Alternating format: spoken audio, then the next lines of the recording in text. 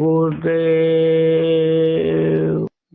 मैं हर के नजर करो मेरी ओर, दया के नजर करो मेरी ओर।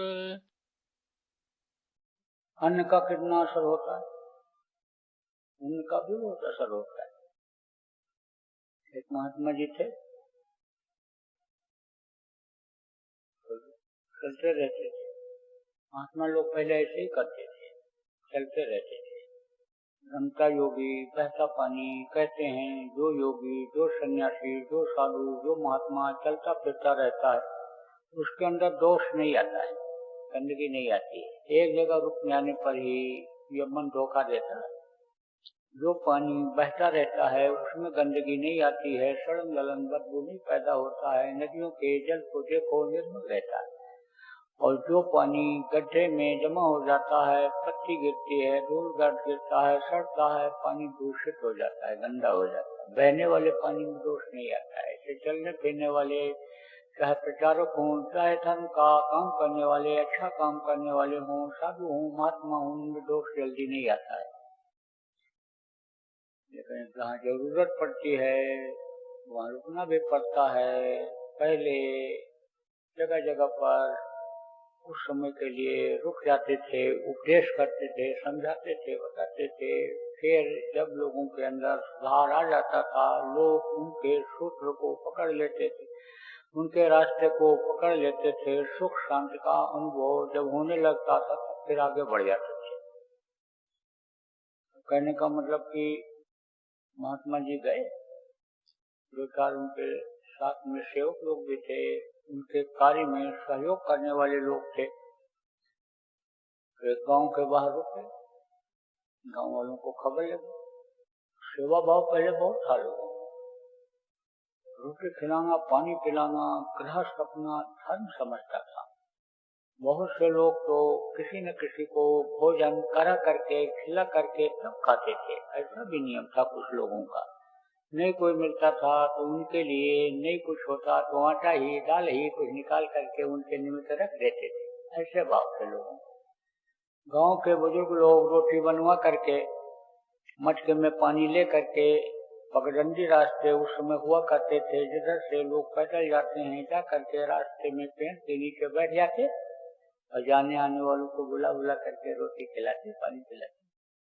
गांव वालों को खबर लगी, गांव वाले पहुंच गए, वहाँ भोजन आदि की व्यवस्था कर दिया और कहा महाराज को सुनाओ। सुनाया, बहुत अच्छी बातें सुनने को मिली। ऐसे कभी उन्होंने नहीं सुना था, क्योंकि ये संत मत सबसे आला मत होता है, अलग होता है, अन्य मतों से सबसे अलग। काल के जितने मत हैं उनसे सबसे ये भिन्न है। लेकिन क्योंकि काल का यह देश है, काल का प्रभाव है, इसलिए काल के मत को ज्यादा लोग पसंद करते हैं। मन काल के मत को मानने के लिए ही इस शरीर को विवश करता है इस समय पर। लेकिन संत मत को अगर समझ जाएं, संतों के बताए रास्ते पर चलने लग जाएं, तो मन ये फिर मर जाता है, शरीर पर से इसका कब्जा हट जाता है। सुनाया, गाँव वालों ने आग्रह किया महाराज कल फिर सुना दीजिए। फिर गए, बहुत अच्छा लगा, फिर प्रार्थना किया महाराज और सुना दीजिए। फिर सुनाया। फिर उसके बाद में जब इच्छा जगी, महाराज रास्ता बता दीजिए, तो नामदान भी दे दिया। भजन ध्यान करने लगे, कराने लगे। लोगों ने कहा महाराज हम और लोगों को लाएंगे, नामदान दिलाना पूरी का काम होता है, सत्संग सुनवाना, लोगों को भटके हुए लोगों को रास्ता दिखाना बड़ा पुण्य का काम होता। हम लोग मेहनत करेंगे, लाएंगे, लोगों को सुनवाएंगे, आप दया कर दो, कुछ दिन रुक जाओ। रुक गए। अब संख्या बढ़ने लगी, 4-5 थे तो गांव के लोग इंतजाम कर दिया करते थे। फिर ये हुआ भाई संख्या अधिक हो रही है तो इसके लिए भंडारा चला दिया जाए। तो उस गांव में गरीबी ज्यादा होती थी, अनाज तो होता था लोगों के, लेकिन पैसे की कमी थी। नोट इतने छपते भी नहीं थे पहले। सोने चांदी के सिक्के चलते थे ज्यादातर पहले के जमाने में। नोट तो बाद में चला है, बट्टा दे करके, यानी ज्यादा सोना चांदी का सिक्का दे करके और ये कागज का नोट लोग बदलते थे एक जगह से दूसरी जगह ले जाने के लिए। पैसे की कमी थी उसमें, अनाज था। तो एक था व्यापारी, दुकान थी उसकी, मिर्च मसाला तेल नमक आटा दाल दुकान थी। उसको लोग पठान पठान कहते थे। पठान ने कहा भंडारा हम चलाएंगे। भंडारा चलवा दिया, एक दिन चलाया, 2 दिन चलाया। अब आमदनी बढ़ने लगी। कहते हैं ना, रोटी खिलाने का बड़ा लाभ मिलता है। और जब अच्छे काम में खर्च करता है आदमी तो बढ़ता है। गांव में प्रचार के लिए जाता था तो आंगन में ही 15-20 आदमी एक गांव में इकट्ठा हो गए, रात को वहीं रुका था। और झोपड़ी थी, उसी झोपड़ी में तारपाई लग गई थी, उसी पर में फ्रेश होने की व्यवस्था हो गई थी। बैठा हुआ था सत्संग करने के बाद। छड़ी लेकर के दूसरी चारपाई पर जो बैठा था बुढ़ा लेटा था, उठा, लेटे लेटे सब सुनता रहा। उठ करके आया मेरे पास, वहीं बैठ गया ऐसे डंडा लेकर और कहा बहुत बढ़िया बात बताया आपने। इसी तरह की बातें हमारे यहाँ बताने के लिए साधु महात्मा आते रहते थे, मैं बुलाता रहता था, भंडारा करता रहता था, तो अनाज बहुत पैदा होता था। उसने कहा अनाज बहुत पैदा होता था। हमने कहा अच्छा, और अब? बोला अब नहीं पैदा होता है।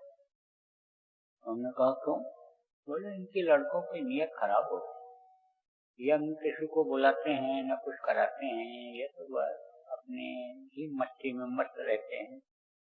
तो हमने कहा तो कहा बरकत बंद हो गई, सबके हिस्से का आता था, सबके हिस्से का आता था। भंडारा में जो खाते थे साधु महात्मा उनके साथ जो आते थे खाते थे, सबके हिस्से का वो भगवान देता था। अब बंद कर दिया उसने।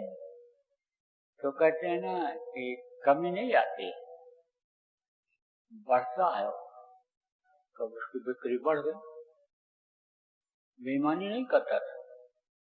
बेईमानी करने के व्यापारियों आप जोश में हो, नियत मत बनाना। बेईमानी जब आप करने लगते हो तो एक बार तो बढ़ता है, लेकिन बस उसके बाद में ठप हो जाता है, दुकान ठप हो जाती है। शुरू में खोलते हैं दुकान, पूछ के जाते हैं दुकान खोलते हैं, हाँ खोल दो। अब चल गई गुरु महाराज की दया से दुकान, तो लालच बढ़ जाती है। सब कहते हैं मिलावट शुरू कर दो, तो ये मिलावट वाला 2 किलो जो मिलाओगे इसका पैसा बढ़ जाएगा। चलो घटिया ही माल ले आओ, कोई बात नहीं, अच्छे माल में कोई घटिया भी चल जाएगा। जैसे साग सब्जी बेचने वाले, फल बेचने वाले हैं, 4 फल अच्छा रखेंगे तो उसी में एक खराब भी रखते हैं। जब शिकायत करो चला गया हो, हाथ है नहीं देख पाए, उसको भी उसमें निकाल देते हैं। ऐसे जब ऐसा करने लगते हैं तब बस ग्राहक टूट जाते हैं, ग्राहक बंद हो जाते हैं आना। तब कहते दुकान नहीं चल रही, दुकान नहीं चल रही, आपके कहने से दुकान खोला था। ऐसी बातें आती हैं।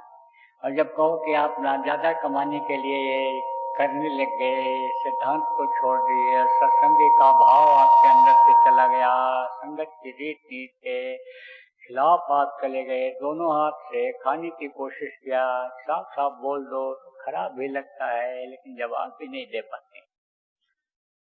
बढ़ गई बिक्री, बिक्री बढ़ जाती है, मुनाफा बढ़ जाता है। ज्यादा ग्राहक आने लग जाए तो समझ लो बिक्री बढ़ जाएगी, मुनाफा बढ़ जाएगा। कम तोलने मिलावट करने की जरूरत ही नहीं रह जाएगी। जब बढ़िया माल मिलेगा, अच्छा मिलेगा, कम मुनाफा लेकर के बेचोगे प्रेमियों, तो अपने आप ग्राहक आएंगे। ग्राहक को ही बता देते हैं बढ़िया 1 नंबर की शुद्ध चीज मिलती है, चले जाओ, पैसा भी ज्यादा नहीं लगता है, वाजिब रेट मुनासिब रेट पर मिल जाता, तो अपने आप ग्राहक आ जाते हैं। तो आप समझो कि ग्राहकी बढ़ गई। अब बढ़ गई तो पैसा आने लगा, भंडारा चलाने लगे।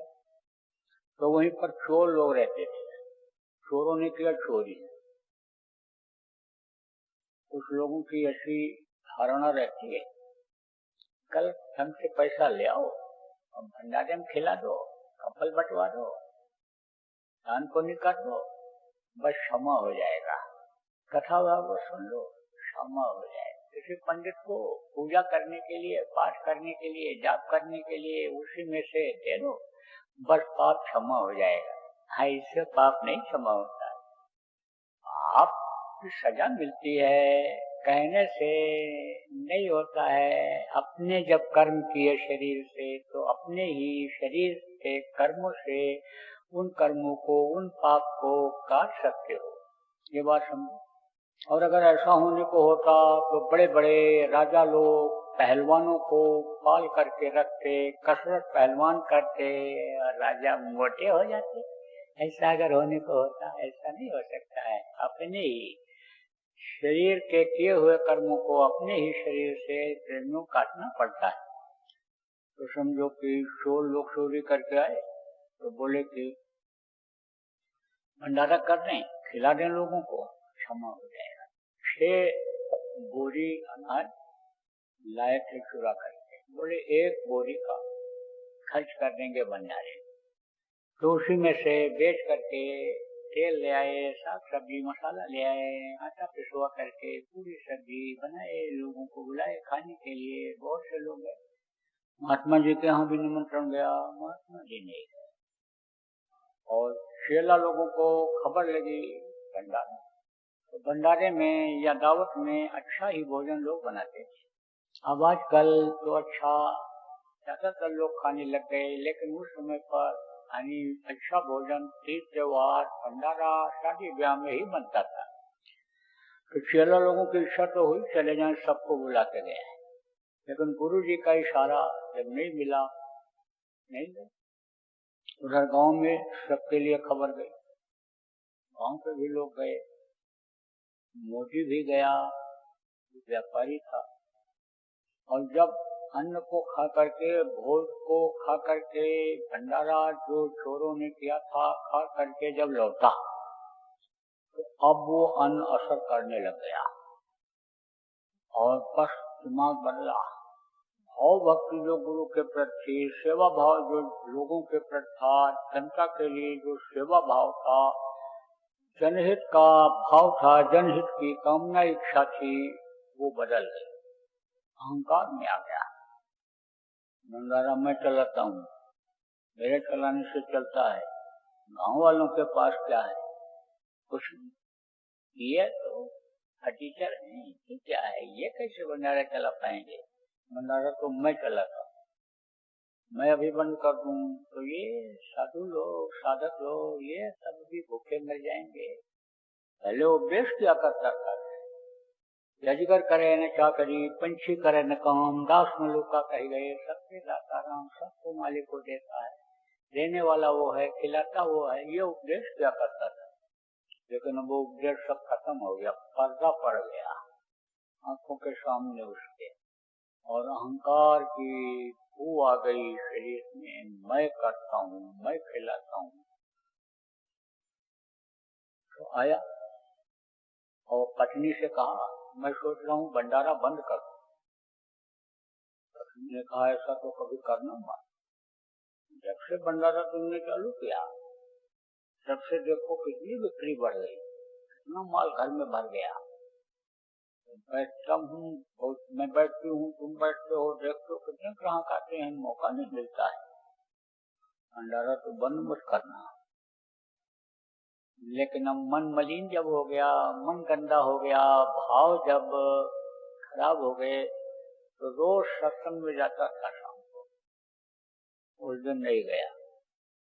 दूसरे दिन फिर सुबह जाता था उधर देखने के लिए, साग सब्जी क्या है क्या नहीं है, भंडारे में क्या व्यवस्था है, गुरु जी का दर्शन करके फिर आता था, दुकान खोलता था, सुबह भी नहीं गया। और फिर दूसरे दिन शाम को भी नहीं, दूसरे दिन शाम को। देखिए असर कितने दिन रहता है, 40 दिन तक असर रहता है। अच्छाई का भी असर 40 दिन तक रहता है।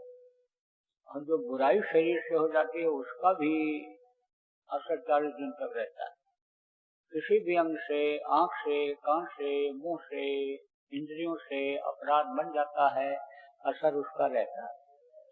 नामदान के बाद जो भाव बनते हैं, गुरु भक्ति के सत्संग सुनने के बाद जो भाव बनते हैं, गुरु भक्ति करने के, ध्यान भजन करने के, ध्यान भजन में जो थोड़ी देर भी मन लग जाता है उसका असर रहता है, तो अच्छाई का असर भी 40 दिन तक रहता है। उसके बाद सब कम होता है। अब अगर उसी को बनाए रखे आदमी, कभी भाव खराब ही नहीं होंगे। तो समझो कि आप कि असर तो था, पहले दिन ज्यादा था, दूसरे दिन कुछ कम हुआ था, लेकिन था तो गुरु जी शाम को सत्संग सुनाए, तो बोल देखो जन भंडारा करना है। हर साल भंडारा करते थे, लेकिन समय आता था तब करते थे। उस दिन बिना समय के ऐलान करते कि भंडारा करना है, 1000 आदमियों को खिलाना है। सस्ता का जमाना था, 1 रुपए में खूब बढ़िया भोजन लोगों को खाने के लिए मिल जाया करता था। गुरु जी ने कहा 1000 रुपए की जरूरत है, तो भंडारा करना है 2 दिन के बाद, ज्यादा समय नहीं है, जल्दी करो, तुम लोग इंतजाम करो। वहाँ पे समझो कि कहते हैं कि गरीबी भी एक तरह से सजा होती है। समझो आप गरीबी में, समझो आटा गीला होता है, गरीबी में कपड़े भी फटते हैं, गरीबी में घर भी गिर जाता है। आप समझो जब भक्ति आती है, जब भाव जगते हैं, धार्मिकता आती है, तो ये सब तकलीफें ज्यादा आती हैं। आ गया ना, मोहन नारी नारी का रूपा, पन्नगारिया पन्नगारिया चरित अनुपा। जैसे औरत औरत के रूप को देख करके मोहित नहीं होती है, ऐसे ये रुपया पैसा और भक्ति ये दोनों समझो की स्त्री है एक तरह से, औरत है, माया है। तो आप ये समझो जहाँ भक्ति रहती है तहाँ रुपया पैसा नहीं रहता है, गरीबी ज्यादा रहती है। कुछ लोगों को एक तरह से शारीरिक कष्ट उठाने के लिए गरीबी की जाती है। जो अमीर लोग होते हैं, ज्यादा रुपया पैसा वाले होते हैं, नहीं भजन कर पाते हैं, नहीं कोई शरीर से सेवा कर पाते हैं, और दया संत की हो जाती है, नामदान मिल जाता है, गुरु की दया हो जाती है, तो गरीब घर में जन्म दिला देते हैं कि अब तो करो, अमीरी में नहीं किया, अब गरीब हो गए, अब तो करोगे, अब तो याद करोगे भगवान को। जब रोटी नहीं मिलेगी, जब तबीयत खराब होगी, जब शरीर में कष्ट होगा, अपमान होगा, तब तो याद करोगे। तो गरीबों की कोई इज्जत इसमें करते हैं, पहले भी ज्यादा नहीं करते थे लोग, दूर बैठते थे, बात नहीं करते थे। जो पैसे वाले बड़े आदमी जिनको कहते हैं, सम्मान वाले आदमी कहते हैं, ज्यादा तवज्जो लोगों को नहीं देते थे इनको। ये तो समझते नहीं थे कि सबके अंदर उस मालिक की अंश है, जीवात्मा। गरीबी थी, सोचने लगे लोग, शिष्य लोग भी चिंता में हो गए कि गुरु महाराज का भंडारा कैसे होगा, क्या किया जाए। फिर आप लोगों ने आपस में बात किया, कहा भाई वही करता था वही करेगा, हर बार मदद वही करता था, बाकी प्रेमी तो थोड़ा बहुत सहयोग करते थे, लेकिन ज्यादातर तो वही करता था। कौन? वही मोदी पठान वही करता था, वही करेगा। आखिरी निर्णय पर जो आश्रम पर रहने वाले लोग थे यही लिए, वही करेगा, वही करता था, उसी से कहा जाए। तो मोदी के एक आदमी से ज्यादा दोस्ती जैसी थी, आता जाता था, मोदी भी प्यार करता था, वो भी प्यार करता था मोदी से। मोदी के यहाँ गया, पठान के यहाँ, मोदी पठान नाम था, तो गया शाम को, कहा कि भाई तुम सुबह भी नहीं आए, आज भी नहीं आए। तो हमने कहा चलो देखें, रोज आते थे, आखिर क्यों नहीं आए। तब कहाँ नहीं गए। तो मोदी भाई, गुरु महाराज ने तो आज ऐलान कर दिया भंडारा करना है, 2-3 दिन का समय है, 1000 रुपए का इंतजाम करो। मोदी भाई ऐलान कर दिया भंडारा करना चाहते हैं। कहा, ऐलान कर दिया, अपने मन में सोचा अब की बार हमको एक पैसा नहीं देना है, देखते हैं भंडारा कैसे होता है। वो भंडारा कराया मैंने, नहीं देना है कुछ। बस इसके ऐसे बेमन से वो भी समझ गया कि कुछ उखड़ा हुआ है, हो सकता है पैसे की कमाई आज कम हुई हो इसलिए उखड़ रहा हो। जिसका मन पैसे में लगा रहता है, पैसा नहीं मिलता है, चिड़चिड़ा स्वभाव हो जाता है उसका। जैसे लकड़ी चट जलती है ऐसे जलता है, वो चट करता रहता है। लत होती है, पैसे कमाने की भी लत होती है, गलत ढंग से भी कमाने की होती है। लत जब पड़ जाती है तो जैसे कोई भी चीज खाने का लत हो, पीने का लत हो, नहीं मिलता है समय पर, चिड़चिड़ा हो जाता है। सोचा कि भाई चिड़चिड़ा स्वभाव है, शाम को बात करना ठीक नहीं है। जब सुबह हुआ तब हल्का हुआ, जब कर्म कुछ कर्म हल्के हुए, गया गुरु महाराज बैठे हुए थे, गया प्रणाम किया, बैठ गया। तो गुरु महाराज ने ही कहा, पठान भंडारा करना है, 1000 आदमियों को खिलाना है, 1000 रुपया ही लगेगा, ज्यादा समय नहीं, 2-3 दिन का समय है। तो बोलने ही वाला था, मैं नहीं करूंगा। तब तक फिर जबान बदल गई।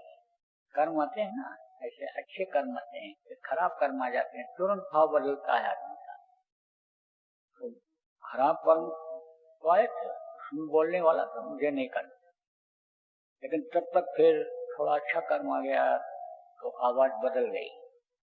बोला, गुरु जी इतना पैसा कहाँ से आएगा, इतना जल्दी 1000 रुपया आएगा कहाँ से?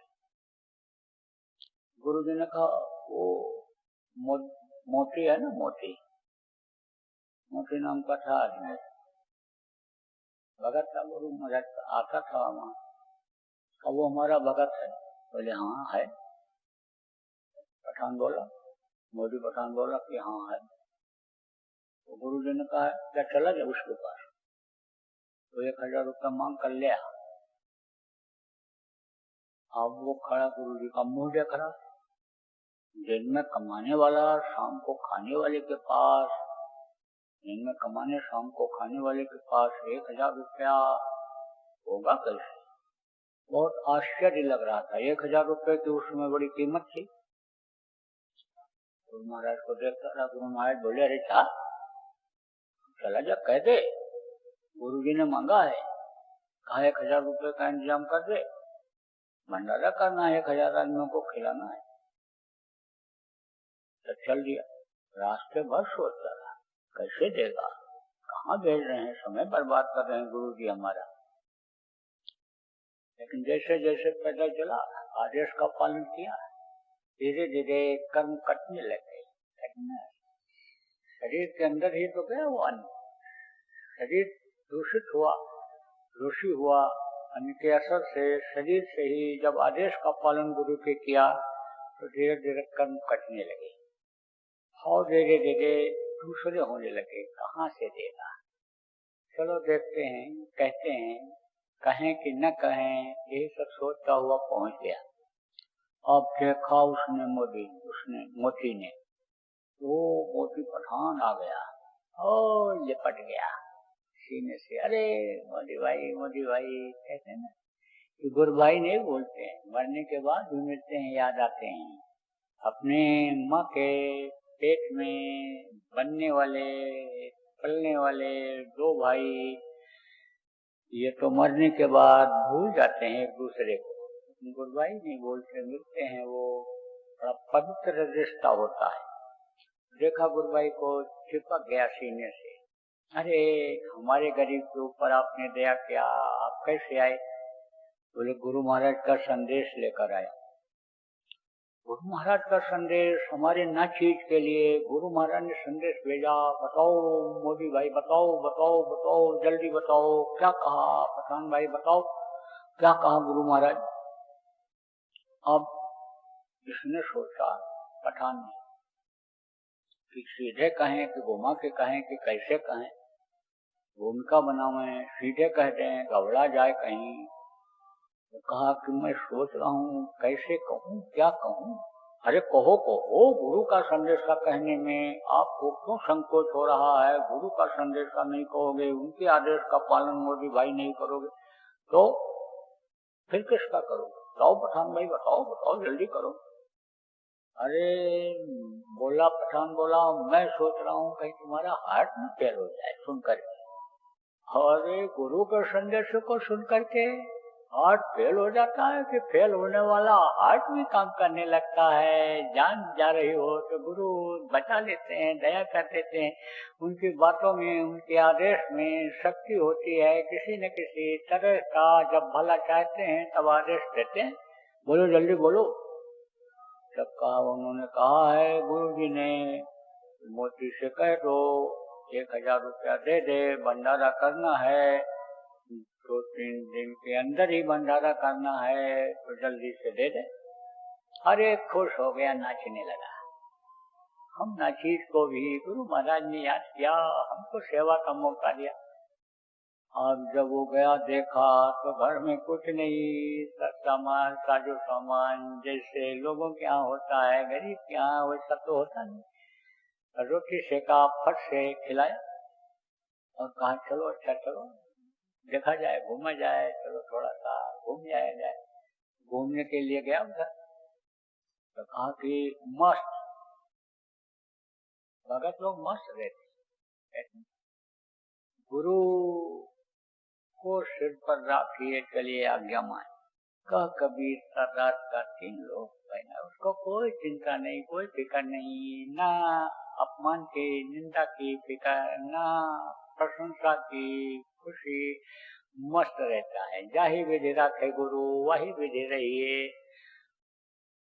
तो गुरु की चर्चा करता हुआ जा रहा, बीच में टोका इसने, भाई तू क्या सोच रहा है? एक बार भी तू रुपए के बारे में नहीं सोच रहा है तेरे पास? हाँ मेरे पास कहाँ है रुपया? 1000 रुपया मेरे पास कहाँ है? तब तू कैसे देगा?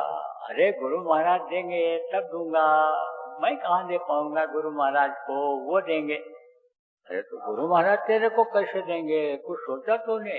अरे नहीं देंगे तो जाएगी लाज तुम्हारी, हमारा क्या बिगड़ेगा? उन्हीं का तो नाम खराब होगा कि उनका चेला, उनका भगत नहीं दे पाया।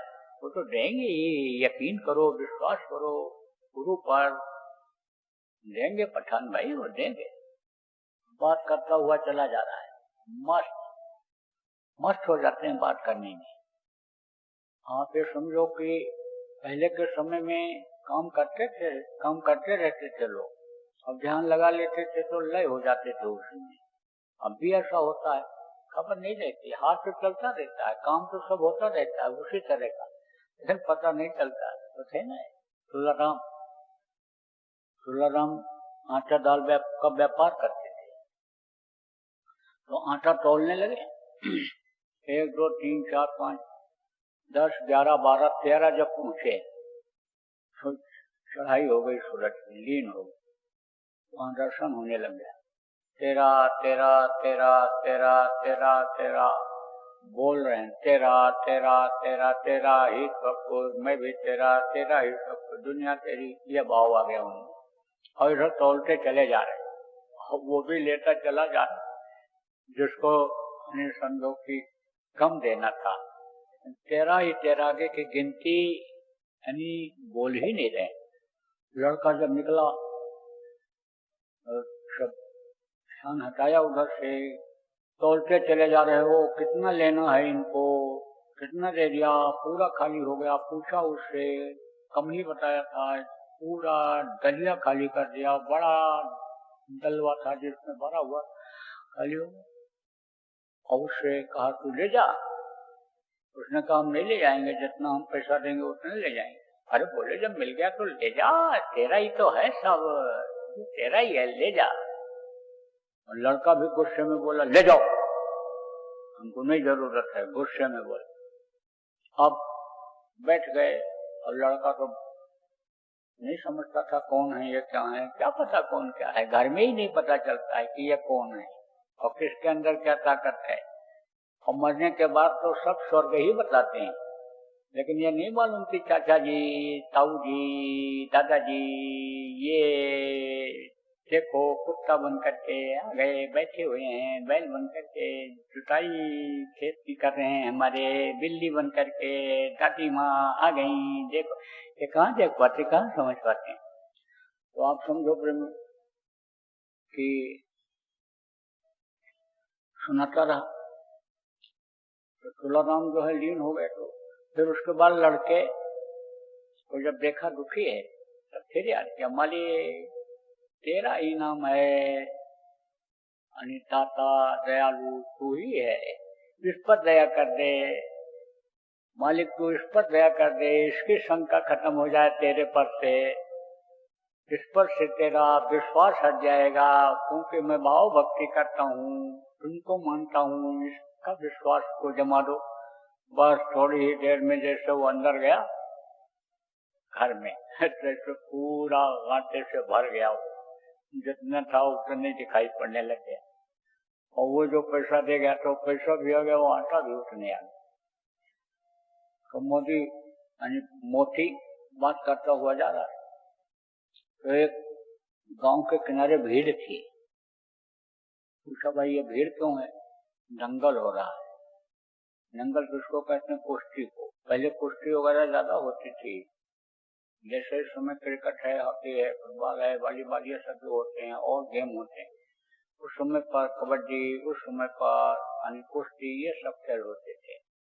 तो कुश्ती का आयोजन था वहां पर, दंगल, भीड़ थी, कहा दंगल हो रहा है, कहा कि चलो पठान भाई देख लिया जाए।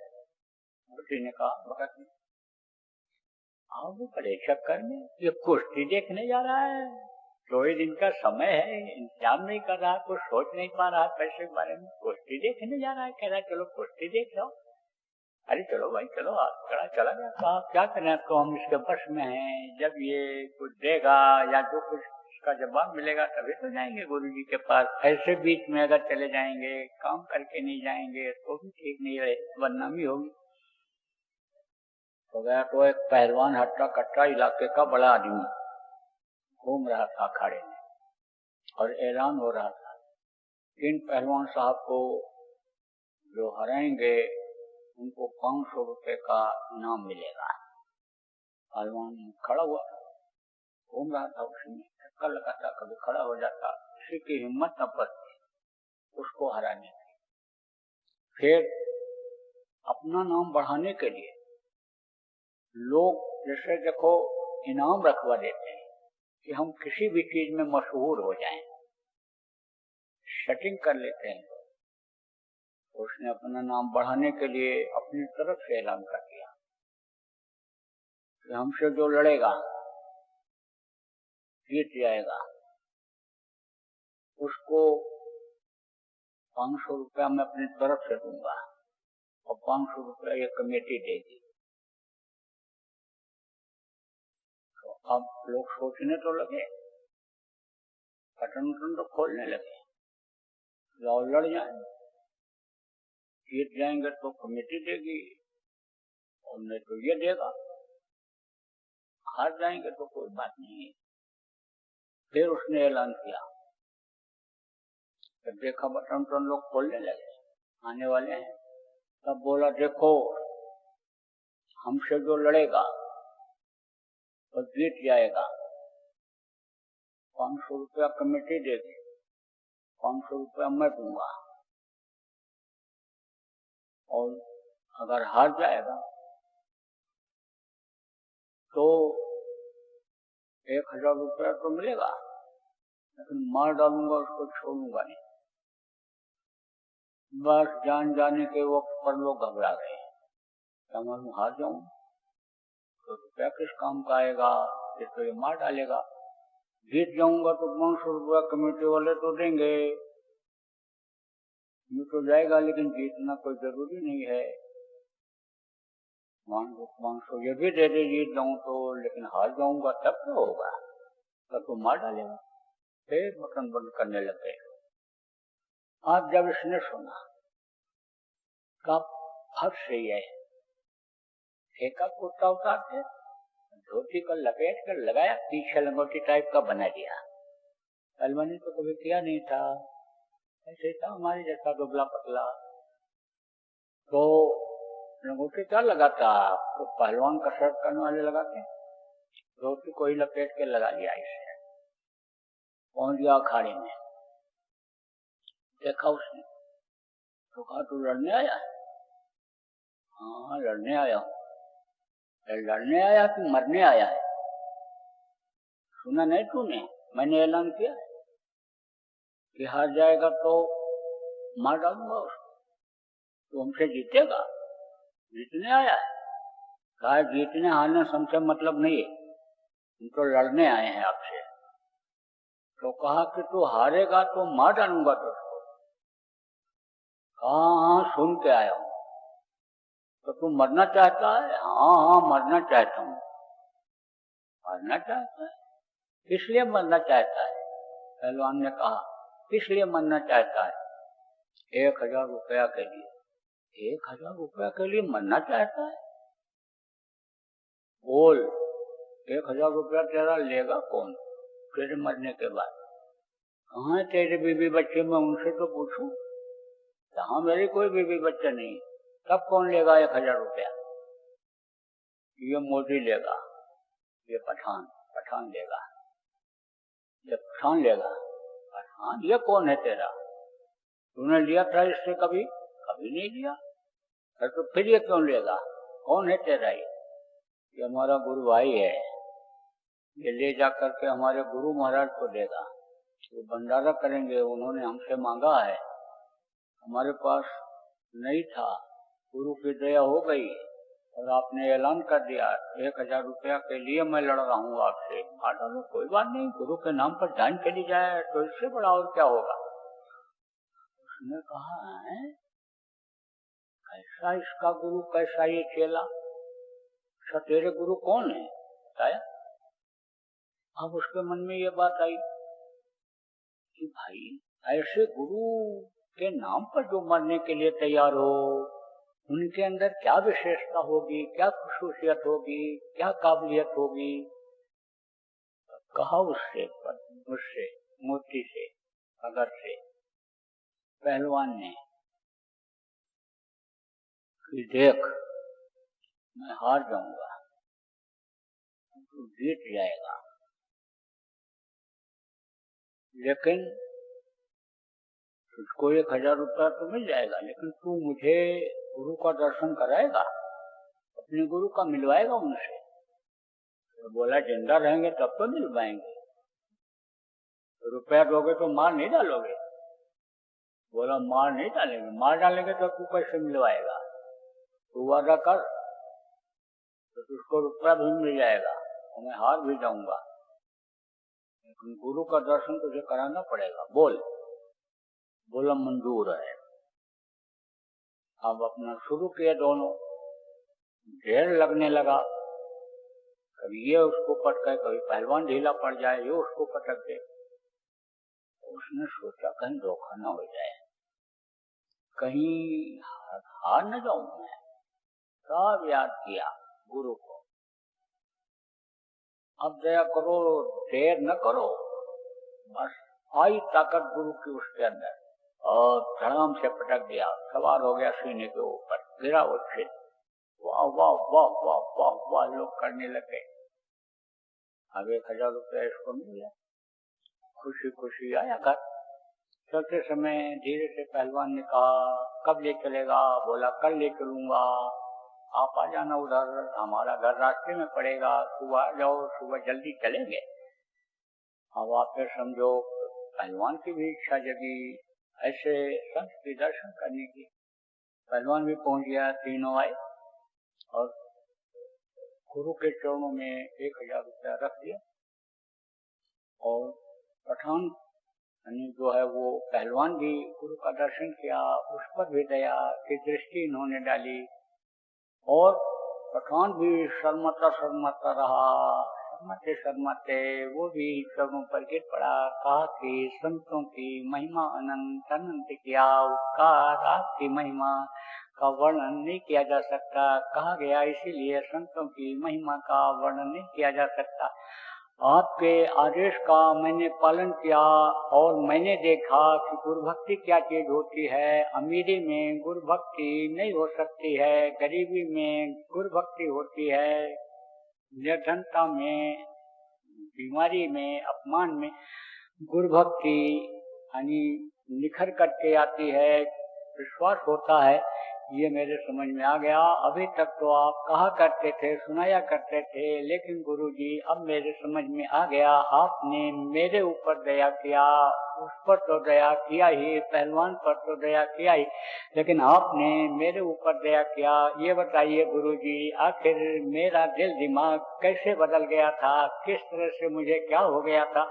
मैं तो यही सोचता रहा, उधर से लौटने के बाद यही सोचता रहा मुझे क्या हो गया था। तब गुरुजी ने कहा अन्न का दोष था।